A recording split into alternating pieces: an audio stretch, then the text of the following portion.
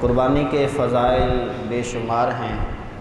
نبی پاک صلی اللہ تعالیٰ علیہ وآلہ وسلم کا فرمان عالی شان ہے، جو بندہ اللہ کی رضا کے لیے جانور کو ذبح کرتا ہے تو اس کا خون زمین پر گرنے سے پہلے ہی وہ اللہ کی بارگاہ میں قبول کر لیا جاتا ہے۔ تو جو قربانی کر رہے ہیں وہ مبارکباد کے مستحق ہیں، اور اس حدیث پاک کے تحت اللہ تعالیٰ ان کی قربانی کرنا قبول فرمائے۔ آج ہم انشاءاللہ قربانی کے چند مسائل سیکھیں گے، پھر جو آپ احباب کے ذہن میں سوالات آئیں وہ آپ کو کرنے کی اجازت ہوگی، انشاءاللہ میں ان کے جوابات دینے کی کوشش بھی کروں گا۔ سب سے پہلی چیز ہے قربانی کی شرائط، کہ قربانی کن کن شرائط کی بنا پر واجب ہوتی ہے۔ تو ان شرائط میں سے پہلی شرط ہے مرد و عورت کا مسلمان ہونا۔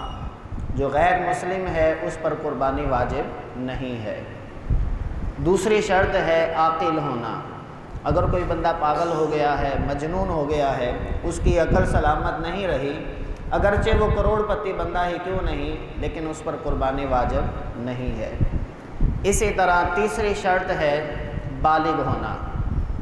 اگر بچہ یا بچی بالغ ہو گئے اور وہ مالدار ہیں، صاحب نصاب ہیں، تو ان پر بھی قربانی کرنا لازم ہے۔ نابالغ پر قربانی کرنا نہ اس کے اپنے آپ پر لازم ہے اور نہ ہی اس کے سرپرست پر اس کی طرف تک کرنا لازم ہے۔ ہاں، اگر بچہ اتنا مالدار ہے کہ اگر کوئی بڑا شخص اس کی طرف سے نفلی قربانی کرنا چاہے تو وہ کر سکتا ہے، لیکن بچے پہ قربانی واجب نہیں ہے۔ اسی طرح انسان اگر صاحب نصاب ہے تو پھر اس پہ قربانی واجب ہے۔ جو بندہ صاحب نصاب نہیں ہے اس پر قربانی واجب نہیں ہے۔ اب یہ مسئلہ سمجھنا بڑا ہی مشکل ہو جاتا ہے بعض لوگوں کے لیے، اس کو میں ذرا آسانی کے ساتھ سمجھانے کی کوشش کرتا ہوں۔ صاحب نصاب ہونے سے مراد فقہا نے جو لکھا وہ یہ ہے کہ اگر عید الاضحیٰ کے 3 ایام میں کسی بندے کے پاس 7.5 تولے سونا ہو، یا 52.5 تولے چاندی ہو، یا 52.5 تولے چاندی کے برابر اس کے پاس رقم موجود ہو، یا اتنی ہی مالیت کا مال تجارت اس کے پاس موجود ہو، یا اتنی ہی مالیت کی اس کی کمیٹی کہیں جمع ہوئی ہے، یا اس نے اتنا ہی مال کسی کو قرض دیا ہوا ہے، یا اتنے ہی مال کی اس کے پاس پرائز بونڈ رکھے ہوئے ہیں، یا اتنی ہی مالیت کا سامان جو ضرورت سے زیادہ ہوتا ہے وہ اس کے پاس موجود ہے، تو ان تمام وجوہات میں سے کوئی بھی وجہ اگر پائی جاتی ہے تو وہ بندہ صاحب نصاب ہے، اس پر قربانی کرنا لازم ہو گیا۔ اب اگر کسی کے پاس 1 تولہ سونا ہے تو یہ 52.5 تولے چاندی کی مالیت سے زیادہ بنتا ہے۔ 52.5 تولے چاندی کی مالیت آج کے حساب سے اگر دیکھی جائے تو تقریباً 1,26,000 یا 27,000 کے لگ بھگ بنتی ہے، یعنی 1.25 لاکھ روپیہ نصاب بنتا ہے قربانی کا۔ اگر کسی کے پاس 1.25 لاکھ روپے ہیں تو بھی قربانی اس پر واجب ہے، جو ضرورت سے زیادہ ہے عید کے ایام میں، یا اس نے بینک میں جمع کرا رکھے ہیں جو ضرورت سے اضافی ہیں تو اس پر قربانی کرنا واجب ہے۔ یا اتنی ہی مالیت کا اس کے پاس سونا پڑا ہوا ہے، 1 تولہ سونا ہے تو ظاہر ہے وہ تو 2 لاکھ سے بھی اوپر ہے، تو گویا کہ وہ بھی صاحب نصاب ہے۔ اسی طرح اگر اس کے پاس اتنی مالیت کے پرائز بانڈ رکھے ہوئے ہیں تو بھی اس پہ قربانی کرنا واجب ہے۔ اب ذہن میں سوال یہ آتا ہے کہ یہ ساری چیزیں صرف تھوڑی تھوڑی ہیں، تھوڑی سی چاندی ہے، بالکل تھوڑا 2-3 گرام سونا ہے، یا تھوڑی سی اماؤنٹ اس کے پاس رکھی ہوئی ہے بینک کے اندر، اور تھوڑا سا ایسا سامان ہے جو ضرورت سے اضافی ہے، تو آیا کہ اس پر بھی قربانی ہوگی یا نہیں؟ فقہا نے یہ بیان کیا کہ ساری چیزوں کو وہ جمع کرے گا۔ اگر تھوڑے سے پیسے ہیں ان کو بھی جمع کرے، اس کے اندر اپنا سونا ملا لے، چاندی ملا لے، مال تجارت کو ملا لے، یا ضرورت سے زیادہ جو سامان ہے اس کو ملا لے، اگر وہ صاحب نصاب ہو جاتا ہے، 1.25 لاکھ کے لگ بھگ اس کی رقم بن جاتی ہے، تو اس پر قربانی کرنا لازم ہو جاتا ہے۔ اسی طرح بس اوقات گھر کے اندر ضرورت سے زیادہ سامان ہوتا ہے جہیز کا، یا ضرورت سے زیادہ ایسے اضافی کپڑے ہوتے ہیں جو پورا سال استعمال نہیں ہوتے، گرمی کے 5-7 جوڑے استعمال ہو گئے، سردی کے 5-7 استعمال ہو گئے، اس کے علاوہ بھی اگر 5-7 رکھے ہوئے ہیں تو اس کی رقم بھی ہم جمع کریں گے۔ اسی طرح لیڈیز کے جو کپڑے ہیں وہ اپنے اعتبار سے جمع کریں گی، یا ان کا اضافی سامان یا برتن رکھے ہوئے ہیں جو استعمال میں نہیں آ رہے تو ان کو بھی جمع کریں گے۔ اگر یہ ساری چیزوں کو ملا کر 1.25 لاکھ کے لگ بھگ اس کی رقم بن جاتی ہے تو اس پر قربانی کرنا لازم ہو جاتا ہے۔ اب اس بات کو سمجھنے کے بعد ہر بندے کو خود اندازہ لگانا ہوگا کہ آیا کہ صرف قربانی فقط اس پر واجب ہے یا اس کی گھر والی پہ بھی واجب ہے، اس کی بچیوں پر بھی واجب ہے، اس کے بچوں پہ بھی واجب ہے۔ ایسا نہیں کہ پورے گھر کی طرف سے صرف ایک حصہ ڈال دیا جائے یا ایک بکرا قربان کر دیا جائے اور یہ کہہ دیا جائے کہ سب کی قربانی ہو گئی، ایسا نہیں ہوگا۔ والد کو الگ سے اپنا حساب لگانا ہوگا، بیٹوں کو الگ سے لگانا ہوگا، بیٹیوں کو الگ سے لگانا ہوگا، بہو کو الگ سے لگوانا ہوگا، ساس کو الگ سے لگانا ہوگا۔ ہر ایک کو اپنے اپنے حساب سے اندازہ لگانا ہوگا کہ اس پہ قربانی بنتی ہے یا نہیں۔ اس کا سادہ سا اصول میں نے عرض کر دیا ہے۔ تو جو جو ان شرائط پر پورا اترتا ہے اس پر قربانی کرنا لازم ہے۔ پھر بھی اگر کوئی جان بوجھ کر قربانی نہیں کرتا تو نبی پاک صلی اللہ تعالی علیہ وآلہ وسلم کا فرمان ہے، جس پر قربانی واجب ہو، واجب ہونے کے باوجود اس نے قربانی نہ کی تو فرمایا کہ وہ میری عیدگاہ کے قریب نہ آئے، یعنی کہ ناراضگی کا اظہار فرمایا۔ تو اس لیے کوشش کریں اپنے اپنے حساب سے اندازہ لگائیں۔ اگر آپ پر قربانی بنتی ہے تو آپ اچھا اور خوبصورت جانور خرید کر اللہ کی راہ میں قربان کریں، اور اگر اتنی ہمت نہیں تو آپ قربانی کا کسی بڑے جانور کے اندر حصہ شامل کر لیں تو بھی آپ کا واجب ادا ہو جائے گا۔ تو پہلی چیز جو میں نے عرض کی وہ تھی قربانی کی شرائط۔ دوسری چیز ہم سنیں گے کہ قربانی کا وقت کیا ہے۔ فقہاء نے اس حوالے سے یہ لکھا کہ قربانی کا وقت عید الاضحیٰ کے صبح صادق سے لے کر تیسرے دن کے غروب آفتاب تک ہے۔ اب جو دیہات ہوتے ہیں وہاں پر عید کی نماز پڑھنا واجب نہیں ہوتا۔ دیہات سے مراد جہاں صرف چند گھر ہیں، وہاں کوئی جامع مسجد بھی نہیں ہے، جہاں جمعہ بھی نہیں ہوتا، تو ایسے دیہات کے اندر اگر کوئی بندہ رہ رہا ہے تو وہ فجر کی نماز پڑھنے کے فوراً بعد اگر اپنے جانور کو ذبح کر لیتا ہے تو اس کی قربانی ہو جائے گی۔ ہاں اگر بندہ شہر کے اندر موجود ہے، ایسی جگہ پر موجود ہے جہاں کئی گھر بنے ہوئے ہیں، جہاں جامع مسجد ہے، جمعہ وغیرہ ہوتا ہے، تو وہاں پر عید کی نماز کے بعد اس کا قربانی کرنا لازم ہوگا۔ اب اس کا عید پڑھنا یا نہ پڑھنا یہ ایک الگ مسئلہ ہے، لیکن قربانی جو ہے وہ عید الاضحیٰ کی نماز کے فوراً بعد ادا ہو سکتی ہے۔ اب ذہن میں یہ بھی سوال آتا ہے کہ شہر کے اندر بس اوقات کسی مسجد کے اندر عید کی نماز 5:20 پر ہو رہی ہے، کسی میں 5:30 ہو رہی ہے، کہیں 6 بجے ہے، کہیں 7 بجے ہے، کہیں 6:30 ہے، تو اب ہم کس کا اعتبار کریں گے؟ فقہاء نے یہ لکھا کہ شہر کے اندر اگر آپ کے قریب کہیں ایسی مسجد مل گئی جس میں نماز عید الاضحیٰ ہو چکی تو اب آپ اگر قربانی کریں گے تو قربانی ہو گئی۔ اگرچہ آپ نے خود عید کی نماز نہیں پڑھی، وہ ایک الگ مسئلہ ہے، لیکن قربانی کا وقت تب ہی شروع ہو جائے گا جب کسی قریبی مسجد میں عید الاضحیٰ کی نماز ادا ہو چکی۔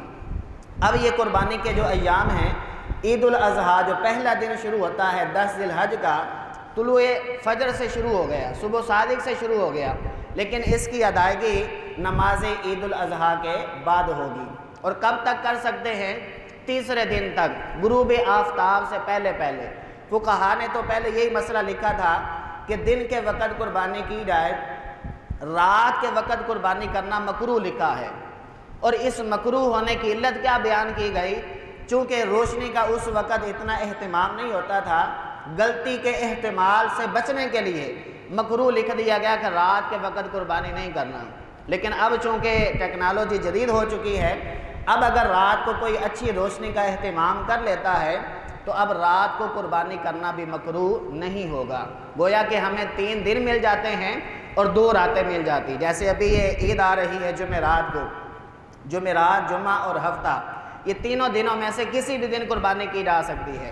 اسی طرح جمعرات اور جمعے کی درمیانی رات بھی مل گئی، جمعہ اور ہفتے کی درمیانی رات بھی مل گئی، یعنی 2 راتیں اور 3 دن مل گئے۔ ان 3 ایام کے اندر جب بھی انسان چاہے جانور کو اللہ کی راہ میں قربان کر سکتا ہے، اس میں کوئی مذائقہ نہیں ہے، اس میں کوئی ایسا وقت نہیں ہے کہ بندہ کہے کہ میں زوال کے وقت نہ کروں یا رات کو 12 بجے نہ کروں، اس میں کوئی ایسا کنسیپٹ نہیں ہے۔ ان 3 دنوں کے اندر کسی بھی وقت کر لے گا تو اس کا واجب ادا ہو جائے گا۔ ہاں افضلیت کے اعتبار سے پہلا دن افضل ہے، پھر دوسرے دن کی فضیلت ہے، پھر جا کر تیسرے دن کی فضیلت آتی ہے۔ تو سب سے افضل وقت وہ پہلا دن ہی ہوتا ہے۔ اگر پہلے دن کا سائی میسر آ جائے یا ہمت ہو تو پہلے دن ہی قربانی کر لینی چاہیے۔ اسی طرح ساتھ میں یہ بھی مسئلہ یاد رکھیے، جب انسان اپنے جانور کی قربانی کرتا ہے تو ذہن میں یہ ہوتا ہے کہ میں اس کے گوشت کے ساتھ ہی اپنے کھانے کی ابتدا کروں۔ چونکہ عید الفطر میں تو یہ حکم ہے کہ کچھ نہ کچھ کھا کے آئے عید کی نماز پڑھنے کے لیے، یہ مستحب ہے۔ اور عید الاضحیٰ جو بڑی عید ہے، اس میں حکم یہ ہے کہ عید الاضحیٰ کی نماز پڑھنے کے بعد کچھ کھایا جائے۔ اب افضل اور مستحب تو یہی ہے کہ اپنے جانور کے گوشت کے ساتھ ہی کھانے کی ابتدا کی جائے، لیکن بسا اوقات یوں ہوتا ہے کہ جانور کو ذبح کرتے ہوئے ٹائم زیادہ لگ جاتا ہے یا وقت پر ہمیں کسائی نہیں مل پاتا، تو اب جس بیچارے نے قربانی کرنی ہے بسا اوقات وہ شوگر کا بھی مریض ہوتا ہے، تو اس بیچارے کو ویٹ کروایا جاتا ہے کہ نہیں بھائی جانور ذبح ہوگا تب ہی کھانا ہے۔ اب اس بیچارے کے لیے جان پہ بن جاتی ہے، تو ایسا ہرگز نہ کیا جائے۔ اس دن روزہ نہیں ہے، میں جمعے والے دن بھی مسئلہ عرض کر چکا، پورے سال کے اندر 5 دن ایسے ہیں جن کے اندر روزہ رکھنا حرام ہے، جائز ہی نہیں ہے۔ وہ دن اللہ تعالیٰ کی طرف سے مہمانی کے طور پر ہے، ایک دن چھوٹی عید کا عید الفطر کا اور 4 دن بڑی عید کے، 10 ذی الحج، 11، 12 اور 13، یہ 4 ایام ایسے ہیں، یہ اللہ تعالیٰ کی طرف سے مہمانی ہے، کھانے پینے کے دن ہے، اس دن روزہ بالکل نہیں رکھا جائے گا۔ اگر کوئی عید والے دن اس نیت سے ہی روزے میں رہا کہ میرا جانور ذبح ہوگا، میں نے اسی کے گوشت کے ساتھ اپنے کھانے کی ابتدا کرنی ہے، اور سارا دن اس میں گزر گیا، تو یہ اس کے لیے جائز عمل نہیں ہے، اچھا عمل نہیں، بلکہ وہ کچھ نہ کچھ کھا سکتا ہے، اس میں کوئی حرج نہیں ہے۔ اسی طرح ہم تیسری چیز سیکھیں گے کہ قربانی کے جانور کے اندر کیا کیا چیزیں عیبدار ہوتی ہیں۔ سب سے پہلے یہ مسئلہ ذہن میں رکھیے گا، جب ہم جانور کو خریدنے کے لیے جاتے ہیں تو اس کو دیکھ لیا جائے کہ وہ چل پھر سکتا ہے یا نہیں۔ اگر اس کا چال چلن درست ہے، وہ قربان گاہ تک جا سکتا ہے، تو پھر ہی اس جانور کو خریدا جائے۔ اگر آپ نے ایسا جانور لے لیا جو چل پھر کر اپنے ٹانگوں پر قربان گاہ تک بھی خود نہیں جا سکتا، تو وہ سمجھ لیں کہ جانور کے اندر عیب آ گیا۔ عیب دار جانور کی قربانی کرنا جائز نہیں ہے۔ جب آپ جانور کو خریدنے کے لیے جاتے ہیں تو آپ سب سے پہلے چیک کریں کہ اس کا ناک موجود ہے یا نہیں۔ اگر اس کا ناک کٹا ہوا ہو تو گویا کہ اس کی قربانی نہیں ہوگی، کیونکہ یہ عیب ہے۔ اسی طرح یہ بھی مسئلہ یاد رکھیے کہ اگر جانور کے کان کٹے ہوئے ہیں، اب کٹے ہوئے سے مراد کیا ہے؟ فقہا نے یہ لکھا کہ اگر 1/3 یا اس سے کم جانور کا کان کٹا ہوا ہے تو اس کی قربانی جائز ہے۔ 1/3 سے مراد جیسے یہ میری انگلی ہے، 3 پورے ہیں، اب اس میں سے ایک پورا اگر کٹ جائے تو 2 حصے موجود ہیں، ایک پورا یہ 1/3 ہے، ایک پورا یا اس سے کم کٹا ہوا ہو تو اس کی قربانی جائز ہے۔ اگر 1/3 سے زیادہ کٹا ہوا ہے تو پھر اس کی قربانی جائز نہیں، چاہے وہ کان اس کا کٹا ہوا ہے 1/3 سے زیادہ، یا اس کی دم کٹی ہوئی ہے، یا دمبا اور دمبی جس کی چکی بنی ہوتی ہے، اگر وہ بھی 1/3 سے زیادہ کٹی ہوئی ہے تو پھر بھی اس کی قربانی جائز نہیں ہے۔ اور اگر 1/3 جتنا ہے یا اس سے کم کٹا ہوا ہے تو پھر اس جانور کی قربانی کرنا بالکل جائز ہے۔ اسی طرح اگر جانور کے دان ٹوٹے ہوئے ہیں، ایک آدھا دان ٹوٹا ہے یا 2 ٹوٹے ہیں، لیکن اس کو چارہ کھانے کے اندر کوئی مسئلہ نہیں ہو رہا، تو اس جانور کی قربانی کرنا جائز ہے، اس میں کوئی حرج نہیں۔ اگر اس کے زیادہ دان ٹوٹے ہوئے ہیں کہ چارہ کھانے کے اندر اس کو مشقت آ رہی ہے، تو گویا کہ اب یہ عیب بن گیا، اب اس کی قربانی کرنا جائز نہیں ہوگا۔ اسی طرح ایسا جانور جس کے پیدائشی کان ہی نہیں ہے، وہ بالکل کان نظر ہی نہیں آ رہے اس کے، تو ایسے جانور کی قربانی کرنا جائز نہیں ہے، کیونکہ یہ اس کا عیب بن گیا۔ اسی طرح ایسا جانور جس کے سینگ بالکل نہیں ہیں، اس کی قربانی کرنا بالکل جائز ہے، اس میں کوئی حرج نہیں۔ دیکھیں کانوں اور سینگ کا بڑا فرق آ گیا۔ کان یہ اہمیت کے حامل ہیں، یہ اس کی اہم ضرورت ہے، اگر کان بالکل نہیں ہے تو قربانی بھی نہیں ہے۔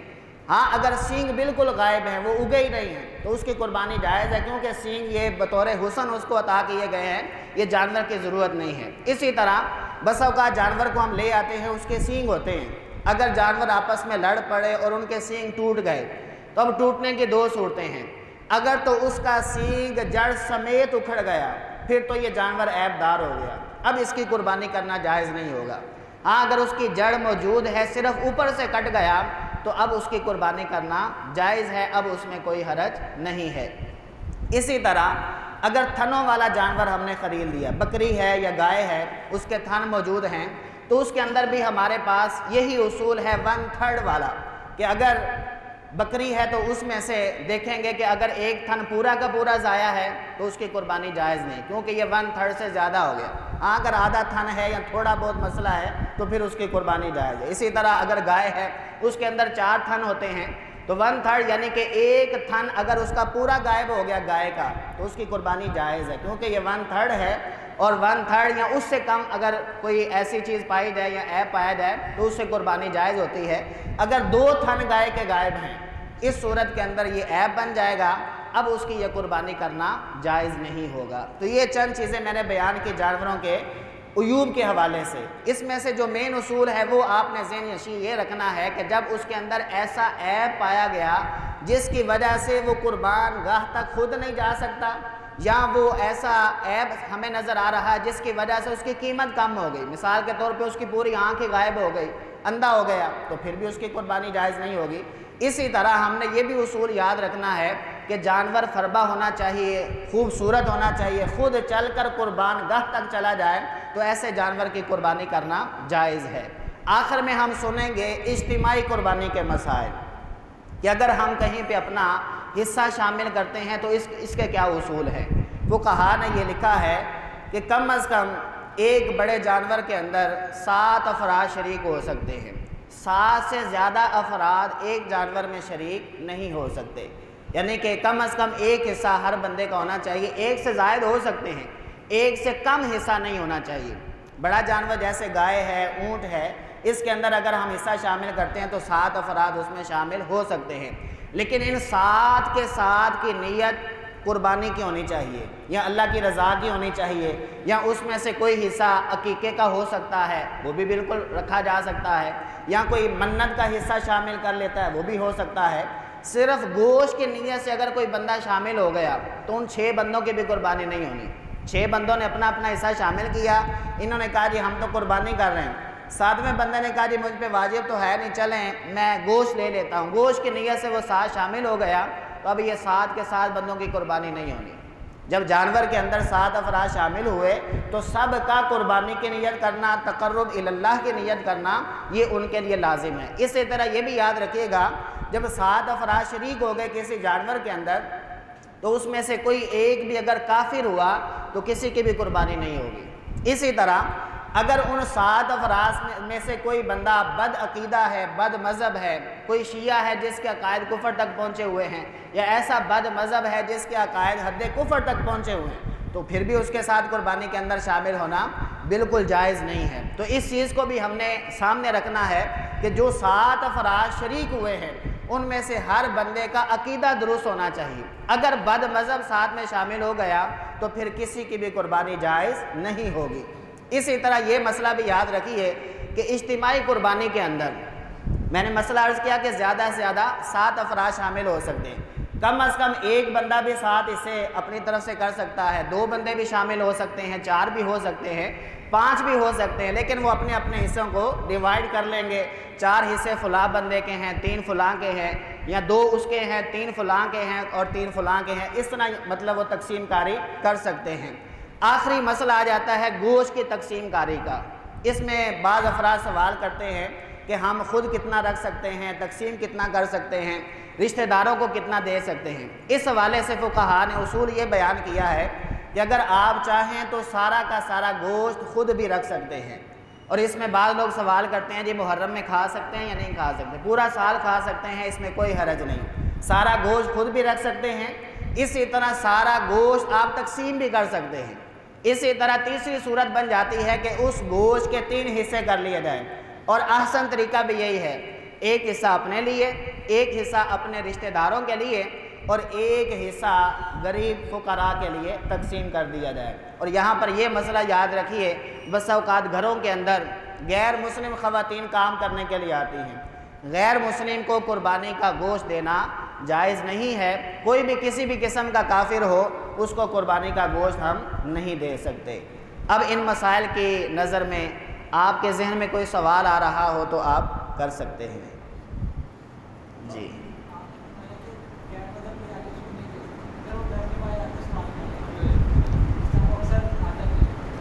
اس کو طریقے سے ہم قائل کر سکتے ہیں کہ فی الحال گوشت موجود نہیں ہے. اگر آپ کو واقعتاً پتہ ہے کہ یہ غیر مسلم ہے اور اس کو بالکل دینا جائز نہیں، تو وہاں آپ کوئی صورت اختیار کر سکتے ہیں جس کی بنا پر وہاں سے کوچ کر جائے.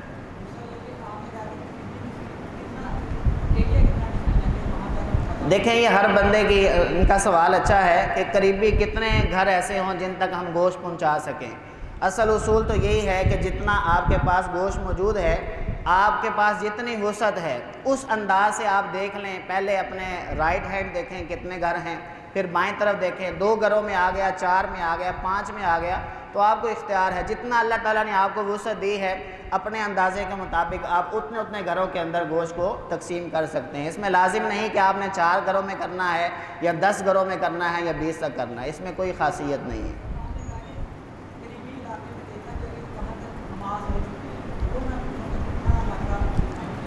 دیکھیں ابھی ہم یہ وحدت کالونی شہر میں، یہ شہر ہی ہے نا، تو شہر کے اندر ہم دیکھ لیں کہ سب سے پہلے عید الاضحیٰ کی نماز کس جگہ پہ ہو رہی ہے. اگر کسی جگہ پہ 5:30 بجے عید الاضحیٰ کی نماز ہو گئی اور ہماری معلومات میں ہے، جیسے وحدت کالونی میں ہے، یہ پورا سمن آباد ٹاؤن کے اندر اگر کہیں 5:30 بجے عید الاضحیٰ کی نماز ہو گئی اور آپ نے اپنے جانور کو ذبح کر دیا، اس میں کوئی حرج نہیں. اگرچہ ہماری مسجد کے اندر 6:30 بجے ہے، اگرچہ اس بندے نے خود بھی عید کی نماز نہیں پڑھی، لیکن چونکہ ایک جگہ پر عید الاضحیٰ کی نماز ہو چکی، اس وجہ سے اس کے لیے قربانی کرنا جائز ہو گیا.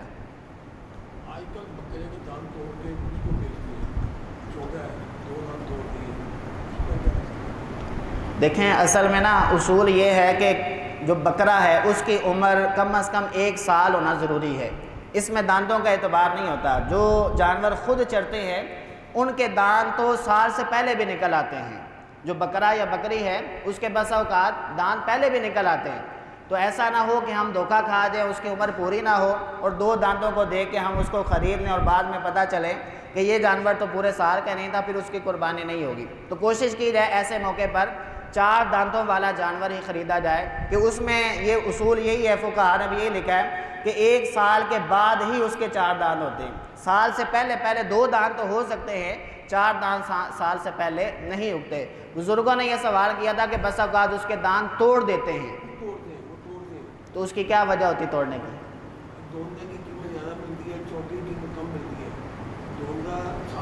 ہاں، اس کے والے سے میں نے مسئلہ عرض کر دیا کہ اگر اس کا 1 آدھا دان ٹوٹ گیا جس کی وجہ سے چارہ کھانے کے اندر کوئی مسئلہ نہیں، تو پھر اس جانور کی قربانی کرنا جائز ہے.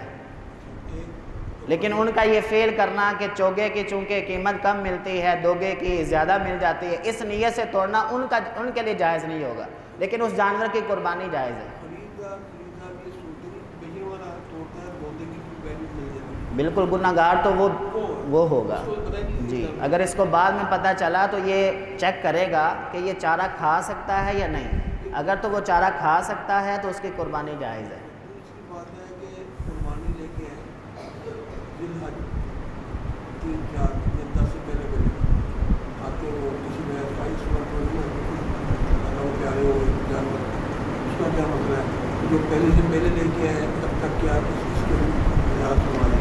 بزرگوں نے اچھا سوال کیا کہ اگر کسی نے قربانی کا جانور خرید لیا اور وہ انتقال کر گیا یا کوئی ایسا مسئلہ ہو گیا کہ وہ عیب دار ہو گیا، قربانی کے وہ لائق ہی نہ رہا، تو اب کیا حکم ہے؟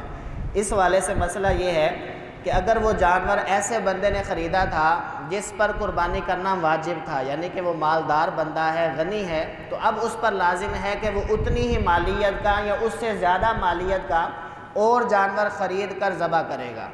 اگر وہ کسی غریب بندے نے خریدا تھا یعنی کہ اس پر قربانی واجب ہی نہیں تھی، تو اب اگرچہ وہ جانور عیب دار ہو چکا ہے، وہ اسی کو ذبح کر دے گا، اس پر صرف اسی جانور کو ہی ذبح کرنا لازم ہے، اس کے علاوہ مزید جانور اس کے لیے خریدنا لازم نہیں ہوگا.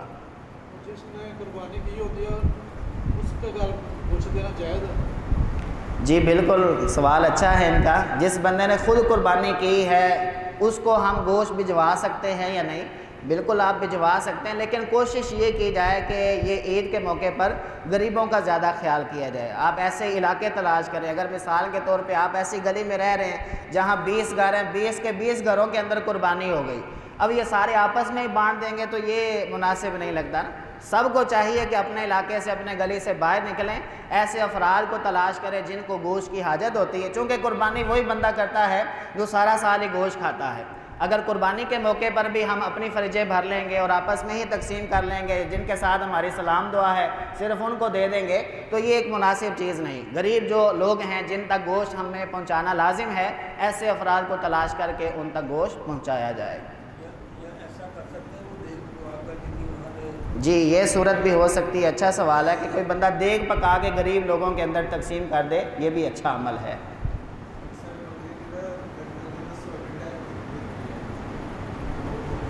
نہیں، یہ عیب کے اندر شمار نہیں ہوگا۔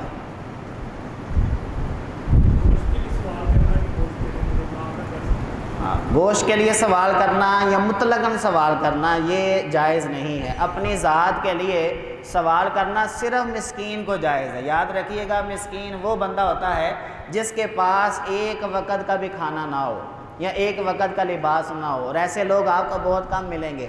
آج کل یہ جو مانگنے والے ہیں یہ زیادہ گوشت اکٹھا کر لیتے ہیں، جس نے خود قربانی کی ہے اس کے پاس اتنا نہیں ہوگا، لیکن یہ جو مانگنے والے احباب ہیں جن کا یہ پیشہ بن چکا ہے، ایسے لوگوں کو بھی آپ نے پرکھنا ہے۔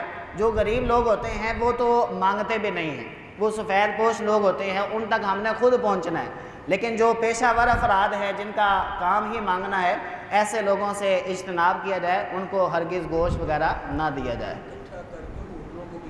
جی اس طرح کے مسائل سننے کو آتے رہتے ہیں۔ جی بالکل، میں نے عرض کیا کہ جو جانور نبی پاک صلی اللہ تعالیٰ علیہ وآلہ وسلم نے فرمائے ان میں مطلقاً بکرا، گائے اور اونٹ کا ذکر کیا گیا، لیکن بکرے سے مراد اس کی ساری اجناس ہیں، بکرا، دمبا، دمبی، بھیڑ، یہ سارے جانور اس میں آ گئے۔ اسی طرح جب گائے کا ذکر ہوا تو گائے کے اندر بیل، بھینسا، بھینس، یہ سارے جانور اس کے اندر شمار ہوں گے۔ عمروں کی قید ہے کہ بکرا بکری کے لیے 1 سال کی، جس طرح کہ میں نے عرض کیا، اور جو گائے بھینس وغیرہ ہے اس کی عمر کم از کم 2 سال اور اونٹ کی 5 سال ہونا یہ ضروری ہے۔ مزید آپ کے جو سوالات ہوں گے میں حاضر ہوں انشاءاللہ، ان کے جوابات عرض کرتے رہیں گے۔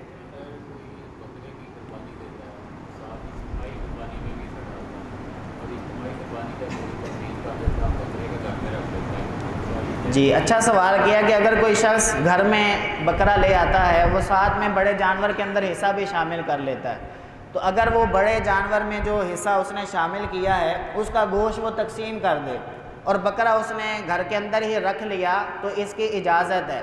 لیکن اس کا مسئلہ میں یہ عرض کر دوں کہ اگر اس نے بکرا اس نیت سے خریدا کہ میں اس کا گوشت حاصل کروں گا، گوشت کی نیت تھی، اور ادھر اس نے بڑے جانور میں حصہ اس لیے شامل کیا کہ چلے یہ قربانی ہوگی اور اس کا گوشت تقسیم ہو جائے گا، اگر بکرا صرف گوشت کی نیت سے خریدا اور قربانی کی نیت اس میں شامل نہ ہوئی تو وہ قربانی ادا نہیں ہوگی۔ یہ مسئلہ ذہن میں رکھنا، جیسے کہ میں نے شروع میں بھی عرض کیا کہ تقرب الی اللہ یہ نیت ہونا ضروری ہے۔ اگر یہ نیت کر کے اس نے قربانی کر لی تو بعد میں اب اس کو اجازت ہے بڑے جانور والا وہ سارا تقسیم کر دے اور بکرے کا سارا گوشت وہ گھر رکھ سکتا ہے، اس کی اجازت ہے۔ ابھی آپ کے لیے خوشخبری ہے کہ چونکہ ہماری مسجد میں 7 دن کا فیضان نماز کورس ہوا، الحمدللہ جن احباب نے شرکت فرمائی ہے، سمنا آباد ٹاؤن کے نگران مولانا علی اصغر صاحب تشریف فرما ہیں، ان کو اسناد بھی پیش کریں گے، میں ان کو دعوت بھی دیتا ہوں آپ تشریف بھی لائیں۔ مزید آپ کے جو قربانی کے حوالے سے سوالات ہوں گے وہ گاہے بگاہے میں عرض کرتا رہوں گا، ابھی چند ملفوظات بھی وہ آپ کو پیش کریں گے۔ اللہ کریم کی بارگاہ میں دعا ہے ہم سب کو جو کچھ سنا اس کے مطابق قربانی کے مسائل سیکھ کر ان پر عمل کرنے کی توفیق عطا فرمائے۔